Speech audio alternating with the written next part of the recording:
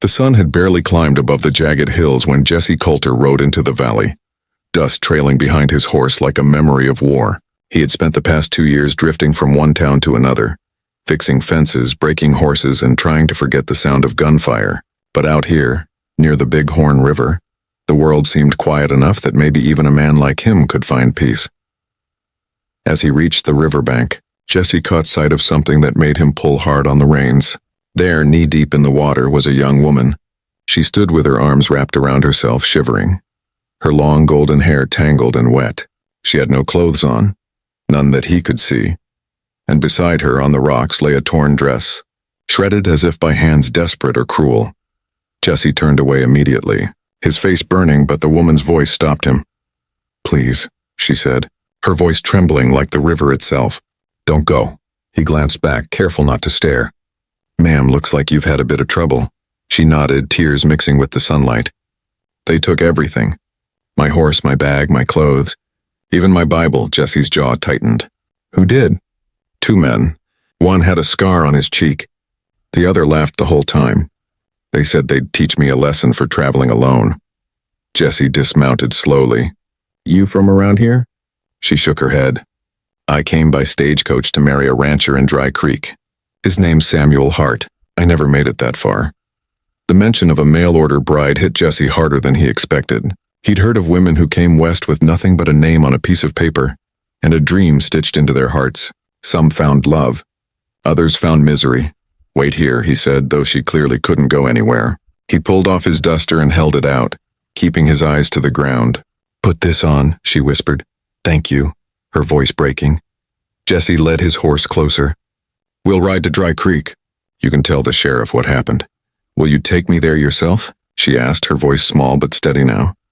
Jesse hesitated. He wasn't a man who liked to get tangled up in strangers' problems, but something in her eyes, something pure, unbroken even after all she'd endured, stirred a part of him he thought had long since died.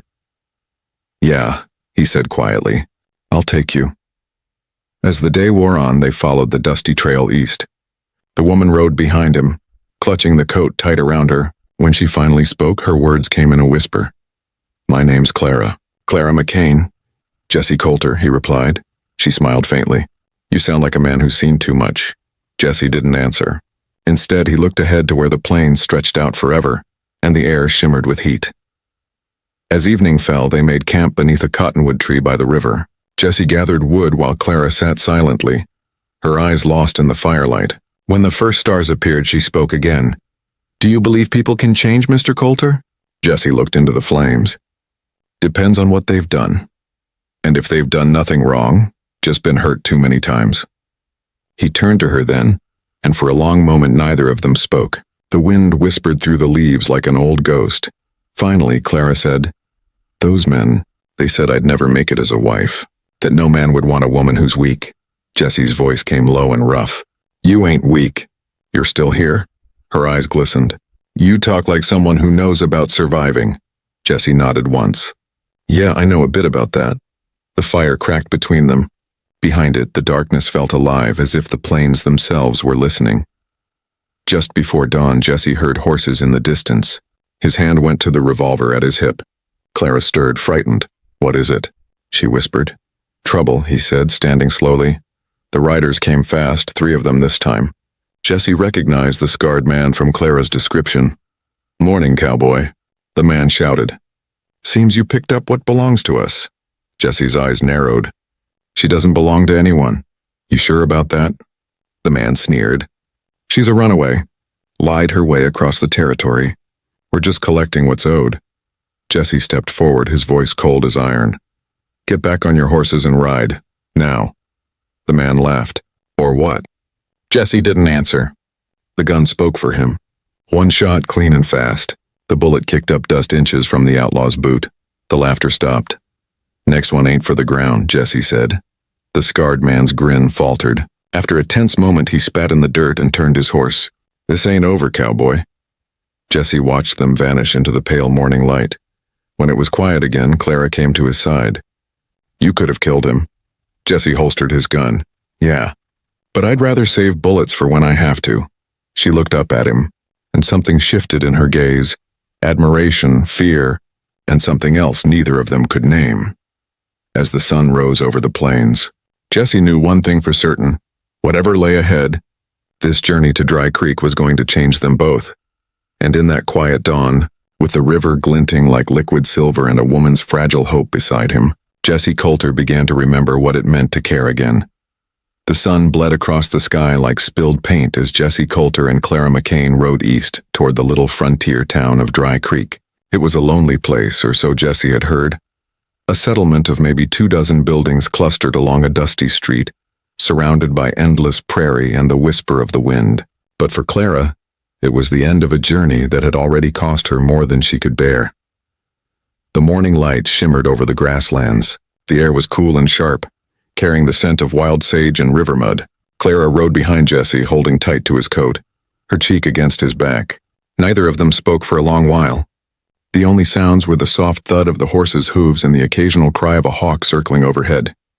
Jesse had been on trails like this before. Alone, mostly, with nothing but his horse and the ghosts of men he'd buried. But now, with Clara close behind him, something felt different. There was a weight in his chest that wasn't pain exactly, but something deeper, something like purpose. When they stopped for water at a creek crossing, Clara slid off the horse and walked barefoot to the edge of the stream. The sun caught her hair, and Jesse found himself looking too long. She was still wearing his duster, its hem dragging through the dust. It swallowed her frame, but she didn't seem to care. "You ever been married, Mr. Coulter?" she asked softly. Jesse knelt to fill the canteen. "No, ma'am. Ever wanted to be." He didn't answer right away. The wind stirred between them. "Once," he said finally. "A long time ago. She died before I could ask her." Clara's expression softened. "I'm sorry." Jesse shrugged, eyes still on the water. "Wasn't your fault." They sat in silence for a while, the world stretching endlessly around them. Clara's fingers brushed the surface of the stream, making ripples that danced in the sunlight. "I don't know what I'll do when we get there," she whispered. "Samuel Hart doesn't even know what I look like. We've only exchanged 3 letters. I was supposed to arrive in a new dress. Not like this." Jesse looked up. "A man worth marrying won't care about that." Clara smiled faintly. "You sound sure of that?" He met her gaze for the first time in hours. "I'm not sure of much, but I know any man with a soul would see what I see." Her breath caught and she turned away, pretending to adjust her sleeve. By midday, they rode past a burned-out homestead. The charred beams stood like skeletons against the prairie sky. Clara's eyes widened. "What happened here?" Jesse's jaw clenched. "Raiders. Could have been outlaws, maybe Comanche. Hard to say. This country's full of men who think taking is easier than earning." She shivered. "Were there people living here?" "Used to be." They rode in silence after that. Jesse could feel her fear, could hear it in the way she breathed. She was trying to be brave, but he knew that kind of fear. How it crawled into your bones and stayed there, whispering that the world could take everything from you again at any moment. When they finally stopped for the evening, the land glowed red and gold beneath the setting sun. Jesse built a small fire while Clara washed her face in the stream. She looked almost peaceful in the light, fragile, yes, but also strong in a way few ever were. After they ate, she wrapped herself in the duster again and sat close to the fire. "Those men," she said quietly, "the ones who took my clothes. Do you think they'll follow us?" Jesse stared into the flames. "I reckon they might. Men like that don't quit easy. Why? Because hurting people makes them feel alive." Clara's eyes glistened. "They said awful things. I thought they were going to kill me." Jesse reached over and took her hand, rough and trembling. "They didn't. You're still breathing. And as long as I'm here, no one's laying a hand on you again." She looked at him, really looked at him. In that firelight, Jesse Coulter didn't look like a drifting cowboy anymore. He looked like something steadier, older, maybe even holy in a way only the broken could be. Later that night, Jesse couldn't sleep. He sat awake beneath the stars, listening to the low hum of crickets. Clara was asleep beside the fire, her hair spread across the blanket like spun gold. He found himself watching the slow rise and fall of her chest, and the thought scared him more than any gunfight ever had. He'd seen beauty before, saloon girls in red silk, farmers' daughters with eyes like summer, but none of that had ever reached him. Clara had. She carried something inside her, something that refused to die no matter what the world did to her. Jesse looked away and whispered to himself, "Don't be a fool. But the heart doesn't listen to reason, especially in a land where life can change between sunrise and sunset. The next morning, a faint trail of smoke rose on the horizon. Jesse tensed. "What is it?" Clara asked. "Smoke," he said. "Could be a ranch. Could be trouble."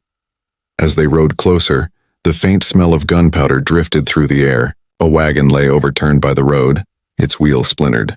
Beside it, two bodies lay still in the dust, a man and a woman. Clara gasped and covered her mouth. Jesse dismounted and crouched beside the man. The body was still warm, shot in the back.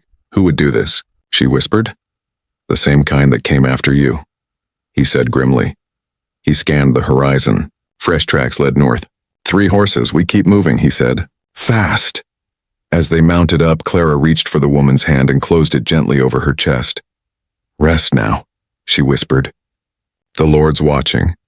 Jesse watched her for a long moment, then said quietly, "You got a good heart, Clara. Sometimes it feels like a curse." "Nah," he said. "It's what keeps this world from turning mean." By afternoon, the land began to rise toward the foothills. The wind grew stronger, carrying the smell of rain. Far ahead, Jesse could see the outline of Dry Creek nestled at the base of the mountains.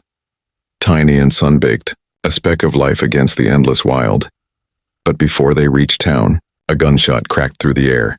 Jesse jerked the reins and shouted, "Down!" Clara hit the dirt just as another shot whined past. They crawled behind a fallen log. Jesse drew his revolver, eyes scanning the ridge. 3 riders appeared against the skyline, those same men. The scarred one laughed, raising his rifle. "Told you this wasn't over, cowboy," he hollered. Jesse fired back, the report echoing across the valley. One of the outlaws fell from his horse, screaming. Clara covered her ears, crying out, "Jesse!" He turned to her, voice calm despite the chaos. "Stay down!" The scarred man charged down the slope, firing wildly. Jesse waited steady as stone. When the outlaw was close enough to see the whites of his eyes, Jesse pulled the trigger once. The man fell silent. The last rider fled into the hills. Jesse holstered his gun and exhaled slowly. Clara crawled to his side, shaking. "You could have been killed," she said through tears. Jesse wiped blood from his arm where a bullet had grazed him. "Been worse before." She reached for his hand. "You saved me again." "Didn't save you," he said softly. "Just did what was right." She held his gaze for a long time, and for the first time since he'd met her, he saw something fierce in her eyes, courage maybe, or love. They rode the last few miles in silence. The sky darkened with thunderclouds and the wind howled through the canyons. By the time they reached Dry Creek, the storm had broken open, rain slashing against their faces. The town was smaller than Clara imagined, just a main street lined with weathered buildings. A saloon, a general store, a livery stable, and a small white church. A few townsfolk stood under awnings watching the newcomers. Jesse helped Clara down from the horse. Her hair was plastered to her cheeks and her lips trembled, not from cold but from something deeper. "This is it," she whispered. "The place I came all this way for." Jesse nodded. "You want me to come with you to find Hart?" "Please," she said. I don't want to face him alone." Jesse gave a small nod and led her through the muddy street. They stopped outside a 2-story boarding house. Light glowed faintly from the windows. Clara took a deep breath and stepped forward. Before she could knock, the door opened. A tall man stood in the doorway, his shirt half-buttoned, his eyes bloodshot. He looked Jesse over, then turned his gaze to Clara. "You Clara McCain?" he asked roughly. She nodded. "Yes, sir." "Are you Samuel Hart?" The man frowned. "You're late." "I was attacked on the road," she said softly. "This man saved me." Hart's eyes flicked to Jesse, then back to her. His lip curled slightly. "You came here with another man? Dressed in his coat?" The silence that followed was heavy as thunder. Jesse stepped forward, voice low but steady. "She was left for dead, mister. I got her here alive. That's all that matters." Hart stared at him, jaw tight. "We'll see about that." He turned to Clara. "You can stay here tonight, but we'll have a talk in the morning." Clara's shoulders slumped, her hope flickering. She looked at Jesse as if afraid to let him go. Jesse tipped his hat. "You're safe now, ma'am." "That's what matters," she whispered. "Will I see you again?" Jesse hesitated, then nodded. "I'll be nearby." He turned and walked into the rain. But as he rode out of town, he couldn't shake the feeling that this wasn't over. Because in the dim light of that boarding house window, he'd seen something dark in Samuel Hart's eyes. something cruel, something that told Jesse Coulter that Clara McCain's story, and his own, was only just beginning. And far off in the thunder, the sound of hooves echoed again. The West wasn't done with them yet. The rain fell hard through the night, drumming against the windows of the Dry Creek boarding house like 1,000 restless hands. Clara McCain lay awake beneath the thin blanket, staring at the ceiling and listening to the storm. Sleep would not come. Every time she closed her eyes, she saw the flash of gunfire, the shadow of those men on the ridge, the cold laughter that still echoed somewhere deep in her chest.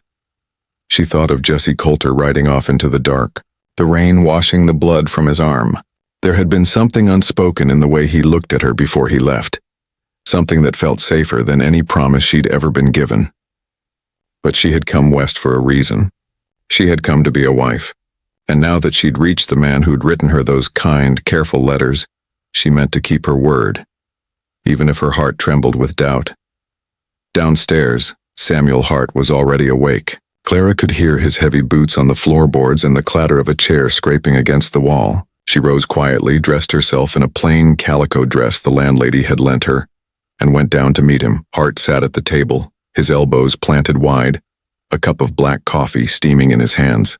He was taller than she'd realized the night before, broad-shouldered, with a beard rough as sandpaper and eyes the color of dry whiskey. He didn't smile when she entered. "Morning," she said softly. He grunted, nodding toward the chair across from him. "Sit." She did. For a long time, he said nothing. Finally, he asked, "So where's your trunk? Your belongings?" "The men who attacked me took them," she said. "I only have what you see." He stared at her for a moment, his mouth tightening. "Those letters you wrote said you were a proper lady. Educated, church-going. That true?" "Yes, sir." "And you came all the way from St. Louis to marry me?" "I did." He leaned back in his chair and let out a low whistle. "Well, you're braver than you look." Clara folded her hands in her lap. "Thank you." He sipped his coffee. "I ain't got much, Clara. I run cattle, fix fences, haul lumber when I need to. I don't make promises I can't keep. You'll get food, a roof, and a bed. I expect you to pull your weight." His tone wasn't cruel exactly, but it wasn't kind either. It was practical. Flat. The voice of a man who'd stopped dreaming a long time ago. "I'll do whatever's needed," she said quietly.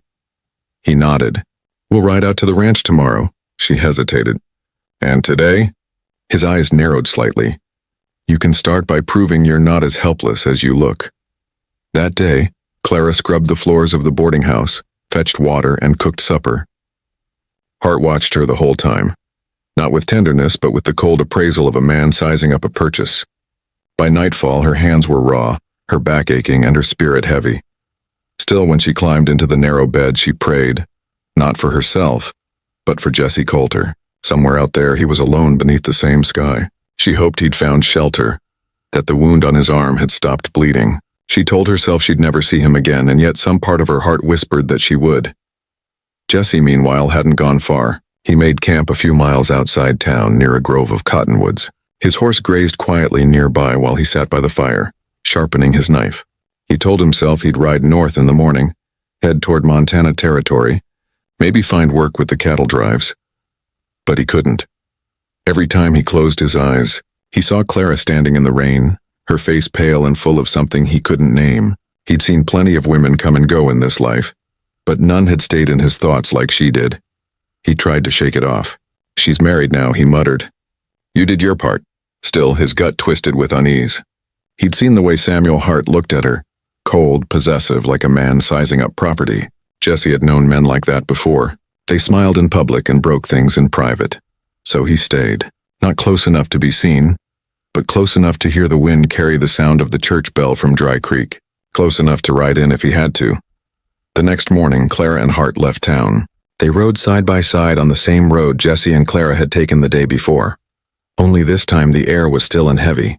The land opened up into rolling fields, dry grass rippling under the sun. After an hour, Hart pointed ahead. "That's it," he said. His ranch wasn't much, just a small cabin, a corral, and a half-finished barn leaning against the wind. A few cows grazed nearby, ribs showing through their hides. Clara smiled faintly anyway. "It's beautiful," she said. Hart snorted. "It's work is what it is." He dismounted and began unloading supplies. Clara followed his lead, eager to help, eager to belong. But by sundown, her fingers were blistered, and her dress was streaked with mud. When she brought water to Hart, he barely nodded. That night, he drank half a bottle of whiskey by the fire. Clara sat quietly at the table, mending a torn shirt. "You don't talk much," he said suddenly. She looked up. "Neither do you," he smirked. "Maybe that's for the best." For a long while, they sat in silence. Then, without warning, he reached across the table and grabbed her wrist. "You're a pretty thing," he said. "Almost too pretty for a place like this." Clara froze. "Please," she whispered. "Let go." He stared at her, his grip tightening. Then he laughed, low and bitter. "Don't get soft on me. I didn't bring you here to play house. You said you'd be my wife, and I mean to have a wife." She pulled her hand free and stood, trembling. "Not like this." His eyes darkened. "You best remember who feeds you." She backed away slowly, her breath shaking. "I'll sleep in the other room tonight," she said. "We'll talk in the morning." He didn't stop her, but the look he gave her as she left burned hotter than the fire in the hearth. Outside, the prairie wind moaned against the windows. Clara stood by the door of the spare room, tears streaming silently down her cheeks.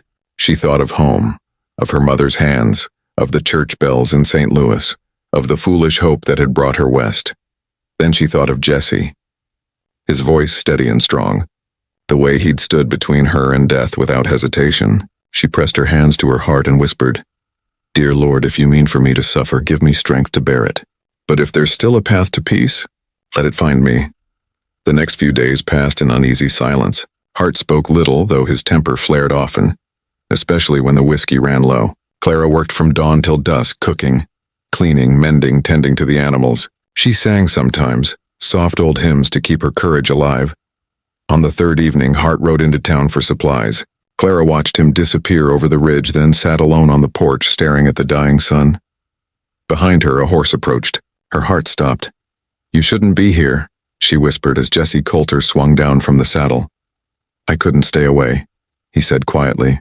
"I needed to know you were all right." She looked at him then, and for the first time in days, she let herself breathe. "You shouldn't have come," she said again, but her voice trembled with something that wasn't fear. Jesse stepped closer. "He treating you right?" She hesitated. "He's trying." Jesse's eyes narrowed. "That mean he's hurt you?" She looked away. "No, not yet," he sighed. "You don't have to lie to me, Clara."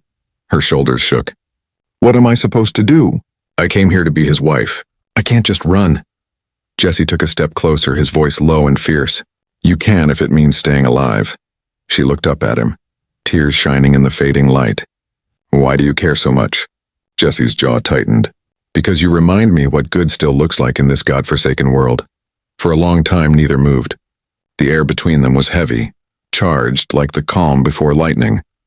Finally, Clara whispered, "If he finds you here, then he'll have to deal with me." She wanted to tell him to go. She wanted to tell him to stay. But before she could speak, hoofbeats echoed in the distance. Hart was returning. Jesse grabbed her hand. "I'll be nearby. If he touches you again, you ride for the river. I'll find you there."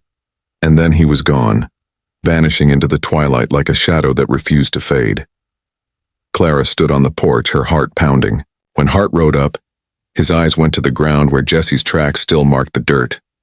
"Someone been here?" he asked, voice sharp. "No," she said quickly. "Just me."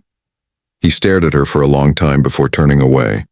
But that night, as he drank and muttered to himself by the fire, Clara knew the lie would not hold for long. And somewhere out in the darkness beyond the ranch, Jesse Coulter waited, watching the house from the trees, his gun in his hand, the firelight flickering in his eyes. The days that followed blurred together like a long fever dream. The wind howled across the plains, rattling the windows of the small cabin where Clara McCain lived in uneasy silence beside the man she had promised to marry. Samuel Hart spoke little now. When he did, it was often through clenched teeth or the dull, slurred drawl of whiskey. He worked by day, mending fences, branding cattle, but each night he returned with the same dark cloud in his eyes. Clara felt it before he entered the room, that weight of anger that seemed to fill every corner of the house. She tried to please him. She cooked, she cleaned, she kept the fire burning. She smiled when he came through the door, though the smile never reached her heart. Some nights he ignored her completely. Other nights his temper flared over nothing, a plate not washed, a word spoken too softly. And each time she found herself praying under her breath, her voice barely a whisper. "Dear Lord, keep me safe just one more day." On the third night after Jesse's visit, she woke to the sound of Hart's boots pacing the floor. The fire had burned down to coals. His silhouette loomed large against the wall, bottle in hand. "You lied to me," he said quietly. Clara sat up slowly. "About what?" He turned toward her, his face shadowed. "That cowboy." Her heart froze. "What about him?" "Don't play dumb, woman," he hissed. "I saw his tracks again this morning near the corral. He's been here." "You think I don't know?" "He just wanted to make sure I was safe," she said softly. "He's gone now." Hart's hand clenched around the bottle. "Safe?" he spat. "You ain't safe if you keep calling for another man." "I haven't." Before she could finish, the bottle flew from his hand and shattered against the wall beside her head. She gasped, flinching. Hart's chest rose and fell, his eyes wild. "You don't lie to me," he growled. "Not in my house, please," Clara whispered. "I didn't mean—" "Shut up." The word struck harder than a fist. She lowered her eyes, trembling. He stood there for a moment longer, then turned and stormed out, slamming the door behind him. Clara sat frozen in the dark, the smell of whiskey and smoke thick in the air. When she could finally move, she fell to her knees beside the bed and prayed again. This time, not for patience, not for peace, but for strength to run. By dawn, Hart was gone. The horses were missing from the corral. He had taken them to the north pasture. Clara packed what little she had, a blanket, a canteen, a few biscuits. She wrapped herself in her shawl and looked back at the cabin. It was the first home she had shared with anyone since leaving St. Louis, and already it felt like a prison. She whispered, "I'm sorry," to no one in particular, then stepped outside. The land stretched before her in a vast empty silence. The sky was pale and cold, the wind carrying the scent of rain. She started walking south toward the river. Jesse had told her to go there if she was ever in danger. Each step was heavy, but her heart beat with purpose. She didn't look back. Jesse was already waiting. He had camped near the bend of the Big Horn where the cottonwoods grew thick and the air smelled of wet earth. He hadn't slept much since that night outside the ranch. Every sound, every gust of wind, every distant howl, made his hand twitch toward the gun at his side. When he saw the faint figure moving along the ridge at sunrise, his chest tightened. He grabbed his rifle and moved to the edge of camp. "Clara," he breathed. She stumbled toward him, her face pale and streaked with tears. When she saw him, she didn't speak, just ran straight into his arms. He caught her gently, steadying her trembling body. "Easy now," he murmured. "You're safe." She clung to him, her voice shaking. "He was going to hurt me. I couldn't stay." Jesse looked past her toward the north. "He'll come after you," she nodded. "I know." He held her at arm's length, searching her face. "You did right coming here. What do we do now?" She whispered. "We run," he said simply. "And we keep running till he can't find us." They followed the river through the lowlands, the sound of water masking their footsteps. By midday, the sun broke through the clouds, lighting the valley in gold. Clara walked beside Jesse's horse, too tired to ride, her skirt torn from the brush. She looked at him as he led the way. Tall, silent, eyes fixed on the horizon. There was something steady in his presence, something unyielding. He didn't speak much, but when he did, it was with the quiet certainty of a man who'd already seen hell and refused to go back. "You risked your life for me again," she said softly. "Wasn't a choice," he said. "Some things a man just does." "Why?" He looked at her for a long moment. "Because you deserve better than the world's been giving you." Her throat tightened. "And what about you, Jesse? What do you deserve?" He gave a faint, tired smile. "Haven't figured that part out yet." That evening, they made camp beside the river. Clara washed her hands in the cold current while Jesse built a small fire. The world around them was quiet except for the hum of crickets and the rustle of the wind in the grass. As darkness fell, Clara sat beside him watching the fire dance. "I thought coming west would give me a new life," she said. "I thought love could be chosen even if you didn't know the man." Jesse stared into the flames. "The West don't care much for dreams. It takes what it wants." "And yet," she whispered, "you're still here." He looked at her then, his eyes soft but filled with something deeper, something dangerous. "So are you." Their eyes met across the firelight, and for a heartbeat the world went still. Clara felt it. the pull between them, as fierce and unspoken as the river's current. But before either could speak, a gunshot split the night. Jesse jumped to his feet. "Get down!" Clara dropped to the ground as a bullet tore through the branches above her. From across the river, the flash of another shot. Hart's voice echoed through the dark. "You think you can steal my wife, cowboy?" Jesse's jaw clenched. "Stay down," he hissed, then rolled into the brush, returning fire. The gunfight tore through the night, each shot a bright crack of thunder. Clara covered her ears, praying. She saw Hart's shadow moving along the opposite bank, his face twisted in rage. Jesse took careful aim and fired. The bullet struck the ground near Hart's feet, sending up a spray of dirt. Hart laughed, a sound cold and hollow. "You can't save her, Coulter. She belongs to me." "She belongs to no one," Jesse growled under his breath. The fight raged until the moon slipped behind the clouds. Finally, the shots ceased. Jesse crept to the water's edge, eyes scanning the darkness. Hart was gone. Clara crawled to him, shaking. "Is it over?" Jesse holstered his gun. "For now." She looked at him, her eyes wide with fear and something deeper. "He'll never stop." Jesse nodded grimly. "No, but neither will I." As dawn broke, the river shimmered like glass. Clara sat wrapped in Jesse's coat, staring at the horizon. "Where will we go?" she asked quietly. "South," he said. "There's a trading post near Red Mesa. We can rest there." "And after that?" He looked at her for a long time before answering. "After that, we start over." She turned toward him, her voice barely a whisper. "Together?" Jesse hesitated, then said softly, "If that's what you want." Clara's eyes filled with tears, but this time they weren't from fear. She took his hand in hers. "It is," she said. "More than anything." Jesse squeezed her fingers gently. "Then that's what we'll do." The sun rose higher, bathing them in gold. The worst was not over. The West was never kind to lovers or dreamers. But for the first time in a long while, both felt a glimmer of something stronger than fear. Hope. And as they rode south along the river, the wind carried away the echoes of gunfire, leaving only the soft sound of hooves and the promise of what might come next. The desert stretched endlessly before them, glowing red beneath the late afternoon sun. Dust rose from the horses' hooves as Jesse Coulter and Clara McCain rode south toward the Mesa country. The air shimmered with heat, and the horizon quivered like a mirage. For days they had followed the river until it thinned into a trickle between the rocks. Food was running low. The canteen sloshed with the last of their water. Jesse's horse was limping from a split hoof, and Clara's dress was torn at the hem. Her skin burned from the sun. Still, neither complained. They kept moving, silent, determined, bound by something deeper than words.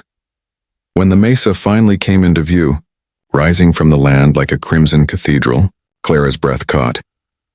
"It's beautiful," she whispered. Jesse nodded. "Red Mesa," he said quietly. "We'll rest there. Trading post sits on the far side." But even as he spoke, his eyes kept scanning the trail behind them. He hadn't said it aloud. Not yet. But both knew that somewhere out there, Samuel Hart was still following. By sunset, they reached the base of the mesa, where a narrow path wound upward through the rocks. Jesse led the horses on foot while Clara climbed beside him. The air smelled of dust and sage. A hawk circled high above them, its cry echoing through the canyon. As they reached the top, the view took Clara's breath away. The desert spread out below them in waves of gold and scarlet. The wind tugged at her hair. For a moment she felt small. Fragile, yes, but also strangely free. Jesse set up camp near a cluster of boulders. As the firelight flickered against his face, Clara watched him in silence. His hands were steady as always, his movements sure, but she could see the exhaustion in his eyes. "You haven't slept more than a few hours since we left," she said softly. "Sleep's a luxury when a man's being hunted." She hesitated. "You think he'll find us here?" Jesse poked at the fire with a stick. "He's a stubborn bastard. He won't quit until he's made someone pay.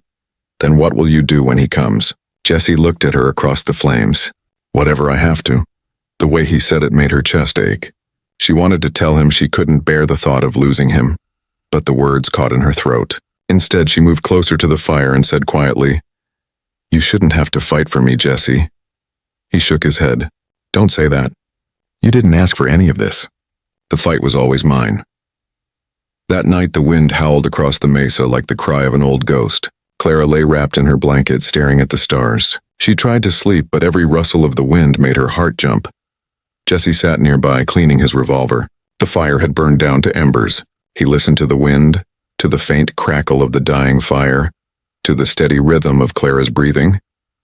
He thought about all the miles behind him, the gunfights, the graves, the blood on his hands.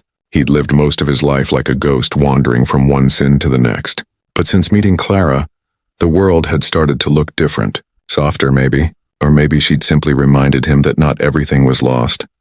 When she stirred and whispered his name, he turned to her. "I can't sleep," she said. "Every time I close my eyes, I see him." Jesse rose and came to sit beside her. "He can't hurt you now," he said quietly. "Are you sure?" He met her gaze. "As sure as a man can be." She smiled faintly. "You sound like someone who doesn't believe in certainty." Jesse chuckled softly. "Maybe I just believe in trying." For a moment they sat there in silence, the firelight casting long shadows. Then Clara reached out and touched his hand. "Thank you," she whispered, "for saving me, for staying."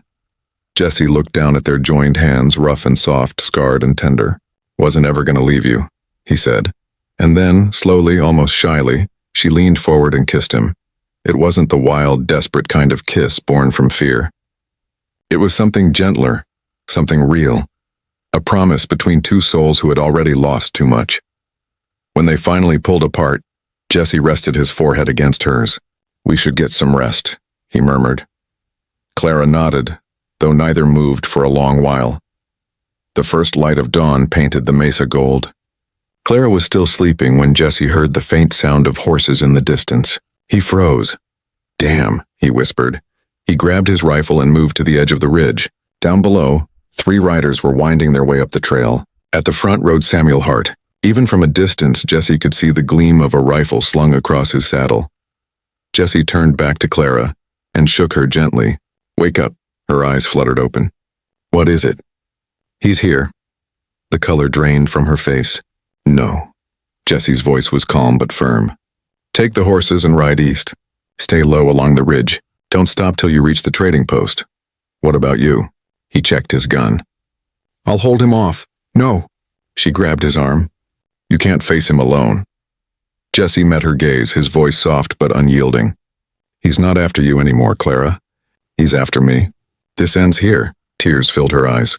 "Please, Jesse." He cupped her face in his hands. "You saved me more than you know," he said. "Now let me save you." Before she could answer, he pressed a quick kiss to her forehead and turned away. Clara stood frozen for a moment, her heart breaking. Then as he disappeared over the ridge, she whispered, "Come back to me, cowboy." Jesse waited near the edge of the mesa, his rifle resting across his knee. The wind tore at his hat brim, carrying the dry scent of the desert. Below, Hart and his 2 hired guns climbed steadily toward him. "Coulter!" Hart shouted. "I know you're up there." Jesse stood. "You found me," he called back. "But you're not leaving with her." Hart laughed. "She's mine, Coulter." She swore it before God. Jesse's voice was cold as stone. Then God made a mistake. The first shot cracked through the canyon. The echo rolled like thunder. Jesse ducked behind a boulder and returned fire, the recoil jolting his arm. Dust and smoke filled the air. One of Hart's men fell from his horse, tumbling down the slope. The second man charged forward. Jesse waited until he was close, then fired once. The man slumped over his saddle and slid to the ground. Now only Hart remained.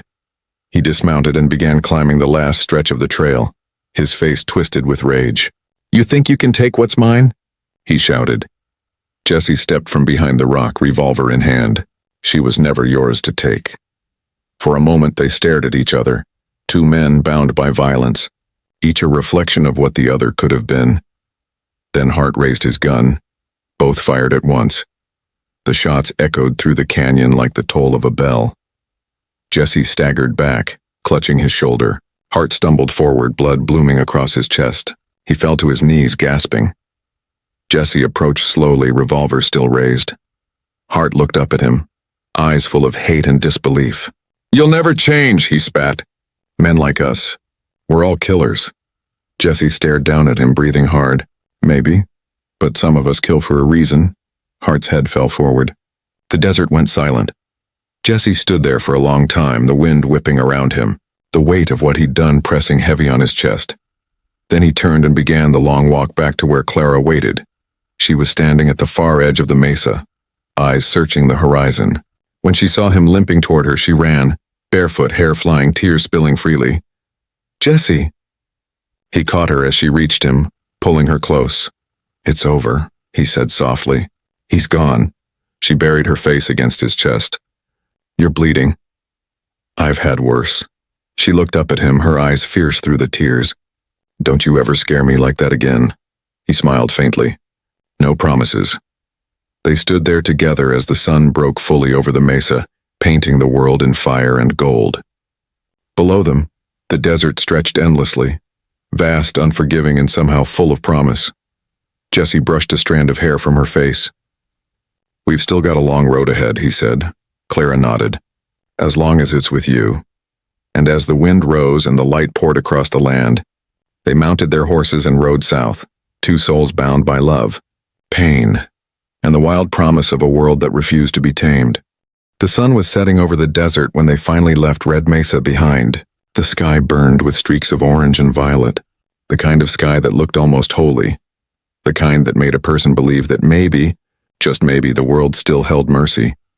Jesse Coulter rode in silence, his left arm bound tight with cloth soaked in blood. Each movement sent a dull ache through his shoulder, but he kept his back straight, his eyes steady on the horizon. Beside him, Clara McCain rode with quiet grace, her hair loose and wild in the wind, her face soft with exhaustion but alive in a way it had never been before. Neither spoke for a long time.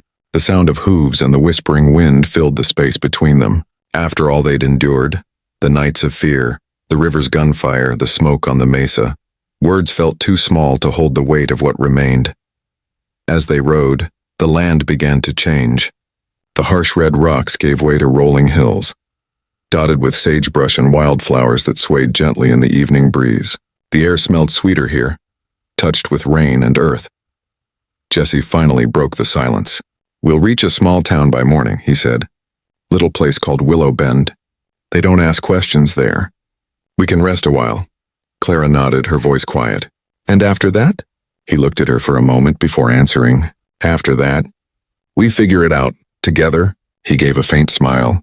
"If you'll have me." Her gaze met his. "Jesse," she said softly, "you saved me more times than I can count. But that's not why I want you." He frowned slightly. "Then why?" "Because when the world tried to break me, you were the only thing that made me believe I wasn't broken." For a moment, Jesse couldn't speak. He looked away, the muscles in his jaw tightening. He had faced gunmen, storms, and hunger without flinching, but the raw honesty in her words cut straight through him. "I ain't a good man, Clara," he said finally. "I've done things I'll never be proud of." She reached for his hand on the reins, her fingers brushing against his calloused skin. "And yet you're the only man who ever made me feel safe." The silence that followed was not empty. It was full of everything they'd endured, everything they'd lost, and everything they had yet to find. They reached Willow Bend just after dawn. The town was quiet. A few wooden buildings, a church with a leaning steeple, and a faded sign that read Mercer's Trading Post. The air smelled of dust and coffee. Jesse dismounted carefully, his wounded arm stiff. Clara slid off her horse and went to his side before he could protest. "You're hurt worse than you admit," she said. "I've been worse." "That's not comfort," she replied, her tone firm. He smiled faintly. "You sound like my conscience. Someone has to." Together they walked into the trading post, where an old woman with silver hair looked up from behind the counter. "Mornin'," she said, eyeing them both. "You two look like you've come a long way." "We have," Clara said quietly. "Got rooms upstairs if you need to rest," the woman offered. "Water's out back and the stew's still warm from last night." Clara smiled. "Thank you." The woman's eyes softened as she looked at them again. "You're safe here," she said simply. "Whatever you're running from, you can stop running for a bit." Jesse and Clara exchanged a glance. Neither spoke, but both felt the same quiet relief settle over them, like a long breath after years of holding it in. Later that evening, the two sat on the porch of the small room they'd rented. The air was warm and still. The sun was sinking low behind the hills, painting everything in gold.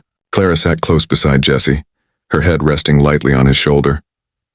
"Feels strange," she murmured. "To be still." Jesse nodded. "The quiet makes a man remember things, but what do you remember?" He paused before answering. "The war. The faces of men I buried. The years I spent trying not to care about anything. And now?" He turned to look at her. "Now I remember why I should have cared all along." She smiled gently. "We can start over, Jesse. Both of us." He studied her face in the fading light, memorizing the curve of her lips, the strength behind her softness. "You really think folks like us get second chances?" "I don't think it," she said softly. "I believe it." For a long moment they sat in silence again. The sound of distant church bells drifted across the plains, and the world felt still, suspended between what was lost and what was yet to come. Jesse reached into his pocket and pulled out a small silver coin, tarnished and worn. He turned it over in his palm, the metal glinting faintly in the light. "This was my mother's," he said. "She used to say that when a man finds peace, he should give back something that once mattered to him." He pressed the coin into Clara's hand. "Guess this belongs to you now." Her fingers closed around it. "I'll keep it safe," she whispered. "No," he said. "Keep it close. But don't keep it safe. Peace don't come from hiding. It comes from living." Clara smiled through tears. "You sound like a preacher," Jesse chuckled quietly. "Lord knows I'm not that." As night fell, the first stars began to appear, scattered like silver dust across the heavens. Clara stood and walked to the edge of the porch, gazing at them. "You ever wonder if people like us were meant to find each other?" she asked. Jesse leaned back in his chair. "Ain't no such thing as meant to, I figure. Just people crossing paths when they need to." She turned to him, her eyes shining in the starlight. "Then I'm glad you crossed mine." He rose slowly and walked to her side. "So am I." She took his hand, and for a moment neither spoke. The wind stirred softly, carrying the scent of sage and rain. Jesse looked out at the horizon, endless, wild, and beautiful, and then back at her. "We could stay here a while," he said. "Work the land. Build something." Her lips parted in a small, hopeful smile. "A home?" he nodded. "A home." Clara's eyes filled with tears she didn't bother to hide. "Then that's what we'll do." Jesse wrapped his arm around her and pulled her close. Together, they watched the sun sink below the edge of the world, its light fading into a soft, endless gold. In that moment, the past no longer mattered, the pain, the loss, the blood spilled beneath desert skies. All that remained was the quiet promise between them, a promise born not from the need to survive, but from the desire to live. And as night fell across the plains, Jesse Coulter and Clara McCain stood together beneath the stars, no longer running from the West, but claiming their place within it, two weary souls finally home in each other's arms.